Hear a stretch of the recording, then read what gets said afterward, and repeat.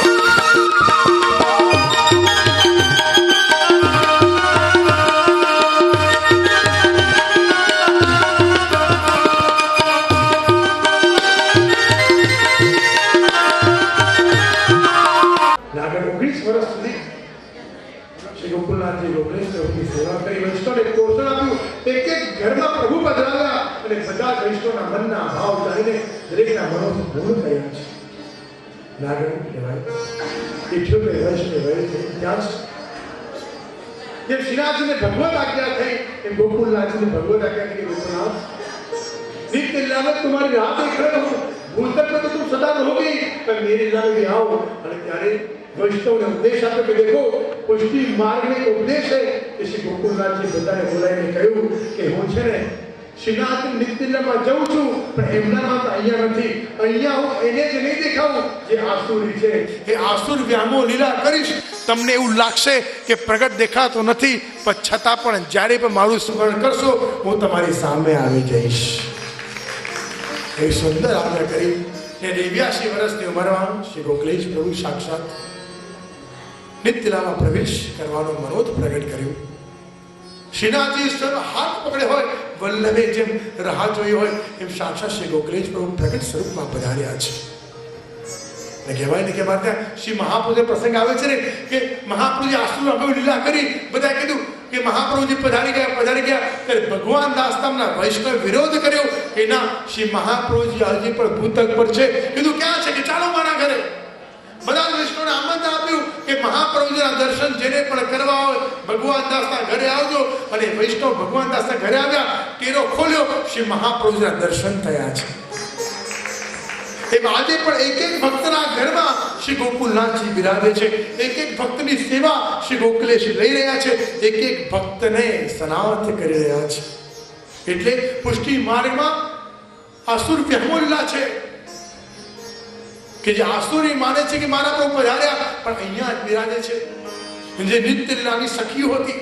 શ્રી ગોકુલનાથજી રસાત્મક પ્રમેય સ્વરૂપ હતા. અને જે પ્રમેય સ્વરૂપ હોય ને એને તો સખી હોય, પ્રમેય સ્વરૂપ હોય એને તો સખા હોય, એને તો નીચ પરિકર હોય. અને એવા 78 સખીઓ નિત્યલીલામાંથી ગોકુલનાથજી જોડે આવી હતી.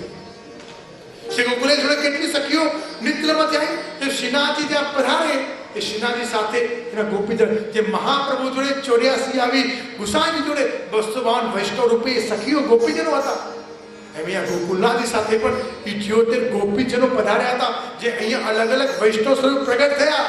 પણ નિત્ય લીલાના ગોપીજનો હતા. એ ગોપીજનોએ તો મનમાં વિચાર કર્યો કે મારો ગોકુલનાથ નિત્ય લીલામાં રાસ કરે તો હું ભૂતલ પર શું કરું ભાઈ?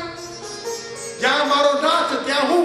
એટલે 78 વૈષ્ણવ વિચાર્યો કે જ્યાં ગોકુલનાથ જઈને રાસ કરવાના હોય ત્યાં મારે પણ પહોંચવું છે, હું પણ જઈશ.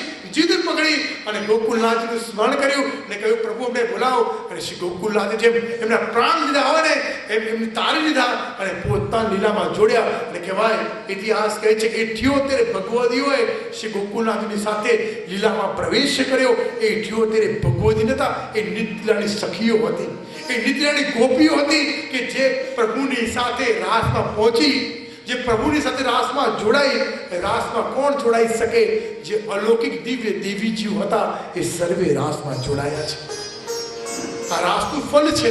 શ્રી ગોકુલેશ પ્રભુનું જીવન ચરિત્રનું દર્શન કરવું, આ ચરિત્રામૃત કરવું એ સાક્ષાત અમૃતનું પાન કરવા જેવું છે. એટલે જ્યારે પણ શ્રી ગોકુલનાથજી સત્સંગ કરવા બેઠા ને શું કર્યું? નિત્ય ભાગવતનું વાંચન કરતા અને ભાગવતનું વાંચન કરતા. અને એક દિવસ દમલાજીની વાર્તા કીધી તો વૈષ્ણવે કહ્યું કે જયરાજ આ તો વાર્તા કીધી છે, હવે સત્સંગ ક્યારે કરશું? ત્યારે ગોકુલનાથજી કહે છે કે વાર્તા નથી, આજ સુધી આપણે ભાગવતનો સત્સંગ કરતા હતા, એ સત્સંગનું ફલ એ ભગવદીનું ચરિત્ર છે, એ સત્સંગનું ફલ એ ભગવદીનો સત્સંગ છે. અને કહે છે હવે ભગવદી કોણ હતા? 78 એ ગોપીજનો હતા જે ગોકુલનાથ સાથે ગોકુલ લીલા કરવા આવ્યા અને ફરી એ જ લીલા કરતા કરતા નિત્ય લીલામાં રાસમાં જોડાઈ ગયા છે. આજે આપણે પણ જો ગોકુલનાથનું સ્મરણ કરીએ તો ગોકુલનાથ એટલે કોણ? ભક્તોનું રક્ષણ કરતા. જ્યારે ગિરરાજ ઉઠાવ્યો ગોકુલનાથ, જ્યારે શંખ વગાડ્યો ગોકુલનાથ, કહે સમજો આવો રે આવો, એક એક ભક્તોને દૂર દૂરથી બોલાવતો બોલાવતો બોલાવતો બોલાવતો બોલાવતો એ બોલાવતો નાથ એટલે ગોકુલનાથ. એક એકને ક્ષણમાં લઈને અન્યાશ્રય દૂર કરીને આશ્રયની સ્થાપના કરતો એ ગોકુલનાથ. પ્રગટ લીલામાં જો અહીંયા ભૂતલ લીલામાં નિત્ય લીલા છે, કોઈ પણ નિત્ય નહીં, એ ભૂતલ ઉપર જ બધી લીલાઓ છે. તો અહીંયા ભૂતલ ઉપર પણ નિત્ય લીલાનો આનંદ આપતો કોઈ નાથ હોય તો ગોકુલનાથ છે. કે જે ભૂતલ ઉપર પોતાના ભગવદીઓને, પોતાના પ્રિય સખા અને વૈષ્ણવને એ ભૂતલનો આનંદ આપ્યો છે. પ્રિયજનો, શ્રી ગોકુલનાથની આ વાત રસની વાત છે. ક્યાં સુધી કહીએ? રસ્તે જેટલો હલાતા જાઓ એટલો જ મળતો જાય. અને આ કેવી પ્યાસ! ગોકુલનાથનું નામ એટલે પ્યાસ કહેવાય. અને કેવી પ્યાસ છે! જેટલું નામ લો, જેટલું પાણી પીઓ એટલી તરસ વધારે લાગે. શ્રી ગોકુલનાથજી એવું રસાત્મક સ્વરૂપ છે કે જેટલું લેતા જાઓ લેતા જાઓ લેતા જાઓ લેતા જાઓ લેતા જાઓ લેતા જાઓ લેતા જાઓ, આમ વધારે લેવાનું મન થાય. અને બહેનો, મને આપવાનું મન બહુ થાય, પણ તમારી પાસે સમય ક્યાં છે? હવે જો સમયસર ઘરે નહીં પહોંચો તો પછી બહુ તમને કે તો મારું વાંક નહીં હોય. ઘણા કે જો એમાં તું કે કહીશ નહીં, પેલા બાવાશ્રી આવ્યા હતા ને બહુ લાંબુ ચલાવ્યું એટલે મને મોડું થઈ ગયું. જો મારું વાંક નહીં હોય પૈસા. પ્રેમમાં સાથે, સત્સંગમાં સાથે, આનંદમાં સાથે, ક્લેશમાં કોઈ સાથે હોય? હા, એટલે ક્યારેય ક્લેશ કરવો જ નહીં. વૈષ્ણવ કો મન સદા પ્રસન્ન રહે. બેજનો કોઈ પણ પોતાના સ્થાનથી હમણાં 5 મિનિટ ઊભું ના થાય. હવે આટલો સમય આપ્યો છે, 5 મિનિટ વધારે લઈશ, વધારે નહીં લો. આ મંગલ કાર્ય, આ મંગલ સાહસ, મંગલ ઉત્સવ કરનાર આ 3 દિવસ આપણે ગોકુલનાથજીનો ઉત્સવ મનાવ્યો કહેવાય. અને આપણા હૃદયમાં સુરદાસજીની વાત કહું તો 3 દિવસ સુધી આપણે જેનું નામ લેતા રહીએ, જેનું નામ સતત લેવાતું જ જાય 3 દિવસ સુધી, એ સ્વરૂપ આપણા હૃદયમાં સ્થાપિત થઈ જાય છે. શ્રી ગોકુલનાથજી વાણીના માધ્યમથી આપણા હૃદયમાં સર્વના હૃદય કમલ ઉપર સ્થાપિત થયા છે. અને આવતીકાલે જ્યારે તમે ઠાકોરજીની સેવા કરશો ને, તમને લાગશે હું સેવા કરતો નથી, ગોકુલનાથજી સેવા લઈ રહ્યા છે.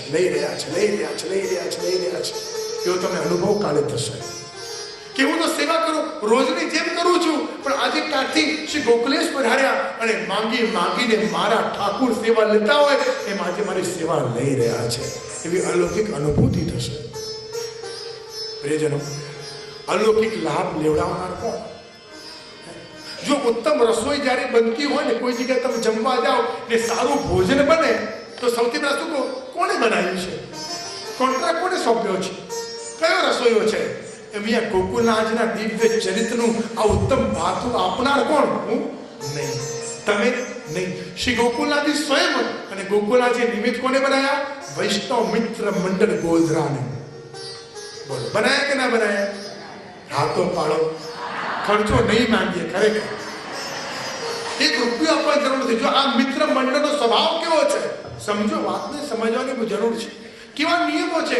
કોઈનાથી પણ દ્રવ્ય માંગવા જવું નહીં અને ભગવત કાર્ય સતત કરતા રહેવું. અને એક મનોવત કરે અને બધા લાભ લે એવું પોતાનો મનોતો પ્રસાદ, વાણીનો પ્રસાદ બધાને આપવાનું કાર્ય છે. માંગ્યા વગર આપવું એ કોણ કરે? એ માતા કરે. બોલો, માંગ્યા વગર આપવાનો સ્વભાવ કોનો છે? બોલો, જોરથી બોલો. હા, તો આવો મંગલ સ્વભાવ શ્રી ગોકુલનાથજીની એવી અદ્ભુત કૃપા આ વૈષ્ણવ મિત્ર મંડળ ગોધરા ઉપર થઈ કે એમનો ભાવ, એમનો સ્વભાવમાં કરુણા આવી અને માંગ્યા વગર બધાને પીરસતા જાય છે, પીરસતા જાય છે, પીરસતા જાય છે. અને આ તો જો, આ તો વધાઈનો દિવસ છે. કેવો ખબર છે? ખાલી વાણીનો પ્રસાદ નહીં, ભગવત પ્રસાદ પણ મળવાનો છે. એટલે ખરેખર આપણે અત્યારે કંઈ જ નથી કર્યા. ફ્રી બેઠા છો કે બિઝી છો? ફ્રી છો ને? તો ફ્રી બેઠા તો બે કામ કરીએ સારા. એક તો જો આપણે ના પૈસા આપવાના છે, ને પીરસવાનું છે, ને રસોઈ બનાવવાની છે, ને પોતે પ્રોજેક્ટ કરવાનું છે. વરસાદ પડે છે અને પલળે જ રાખવાનું, પલળે જ રાખવાનું, પલળે જ રાખવાનું છે. તો વરસાદ જે પાડે છે એવા 3-4 વૈષ્ણવને આપણે પ્રેમથી આશીર્વાદ આપવા જોઈએ કે ના આપવા જોઈએ? જોરથી બોલો, મને ઓછું સંભળાય છે. હા, હવે બરાબર. બેઠા છો, લાગવું જોઈએ કમથી કમ. નહીં તો ગોકુલનાથજી મને ફરિયાદ કરશે કે કેવા વૈષ્ણવને મારું તરત સંભળાયું. એ બોલતા નથી ને સાંભળતા નથી, એવું કહેશે મને. એટલે આપવા જોઈએ કે ના આપવા જોઈએ? બોલ શ્રી ગોકુલનાથજી. તો બધા જ બહેનો અને ભાઈઓ હાથ પોતાને ફ્રી રાખજો.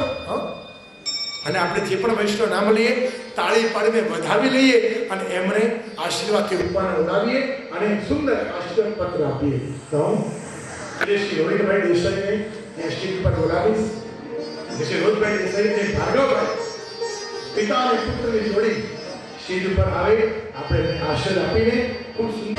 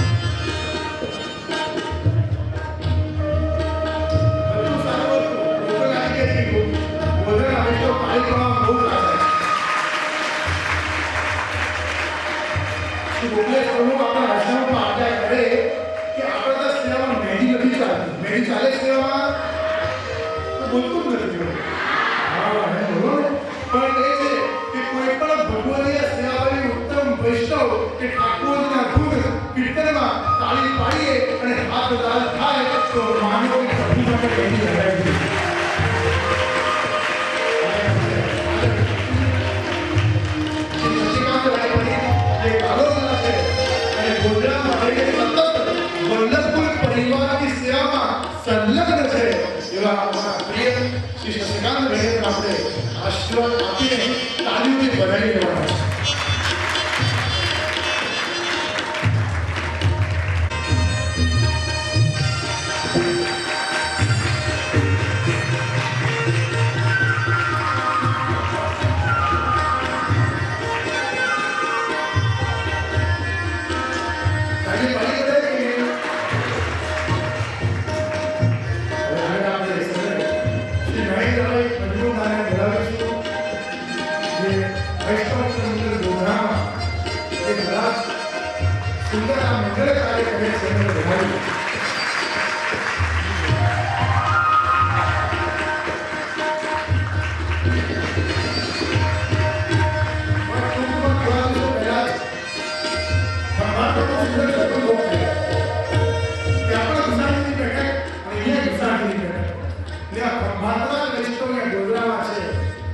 ભાઈ मेरे बहनों को स्टेज पर बुलाइए और आशीर्वाद प्रदान करिए। ऐसी गोकुला ने विनती करूँ तुम्हें चाहे इसके ऊपर अब यही कृपा करो कि बारंबार गुणगान करता रहे कि मेरा ईश्वर लाभ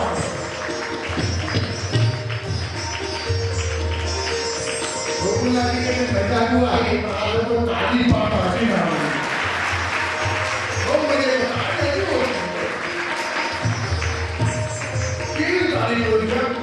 सुंदर कल्याण स्थान જે પણ વાડી આપણને આપી છે સર્વદ્રષ્ટિ મહાનુભાવ ને અંતર્ગત શુભકામના ધન્યવાદ કે સુંદર સ્થાન આ સત્સંગ માટે આપણને પ્રાપ્ત થયું ગુણગાન પ્રિય કલાકાર ગુણ સર્વે શ્રી હીરાબેન સ્વામી શ્રી વંતીભાઈ તેઓ સર્વે આ કલાકારો ગાયકમાં કેશીઓમાં એટલે કે તબલામાં અને આ સર્વેના માધ્યમથી અમને નિમિત્ત બનાવ્યા છે અને આ નિમિત્ત બનાવીને સૌથી મોટી કૃપા તમારી પર થઈ મારી પર થઈ કે ગોકુલનાથજી મને નિમિત્ત બનાવ્યો કે આ ગુણગાન તું કરજે તો ખરેખર સૌથી આશીર્વાદ આ સર્વેના માધ્યમથી કે ગોકુલનાથને મને પ્રાપ્ત થયા છે કે આ ગુણગાન કરવાનું સામર્થ્ય આપણી કૃપાથી મને મળી